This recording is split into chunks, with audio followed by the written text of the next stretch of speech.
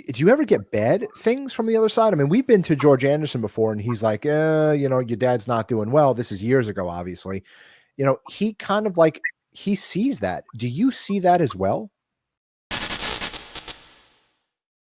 I want to say it's really no different than meeting with all different types of people on earth. Right. So when you're going through something and maybe I meet you at that time in your life and it's not really a positive experience, I'm not really going to judge you by what you're going through in that moment. If I know you and you're that perpetual victim, then I'll say, all right, this became this person's personality. But when I encounter a spirit that is maybe going through their own transition, and they come through and they say to me, I really had it all wrong while I was there, and I have a lot of regrets. I honor that. I don't judge them by that.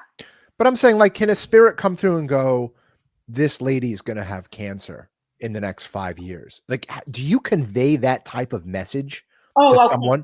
I see. Do I convey... Like, if a spirit's going to come through and this woman is be like, you're going to be gone in a car wreck in the next 2 years, or COVID's going to hit you. Like, have you come across that where spirit has come and say this person's time on earth is not, it's the time is ticking?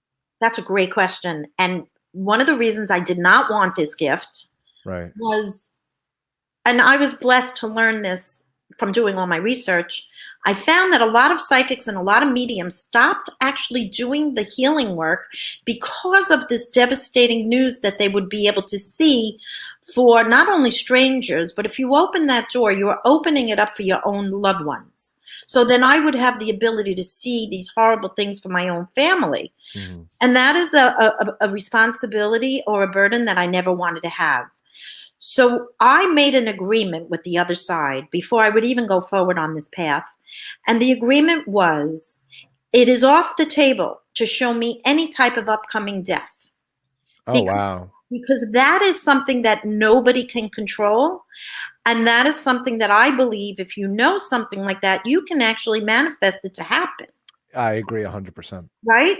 Yes. So what my agreement was, and it still is to this very day, is I will not be on the receiving end of any information that cannot help or to heal for the highest good of all concerned. If there is information that a person has no control of, do not give it to me. I don't want it. Mm-hmm. So I have had situations where I've seen people about to cross, but in those cases, many times their loved ones are already in hospice. They're already expecting this. And in a lot of cases, they're praying for the transition so the loved one doesn't suffer. So I've had those types of things happen. Mm-hmm. But I am a medical intuitive and I have no medical training. So what I've learned from the other side was when I am shown a medical condition for a person, it's not for me to give them my assessment from 1 to 10, what I believe is going to happen. Because what I will always say is God's outcome and God's plan and any miracle will supersede any vision of any psychic or medium. Mm-hmm. So miracles supersede our visions. Amazing. And I really believe it's up to the own person to heal themselves or to receive the healing.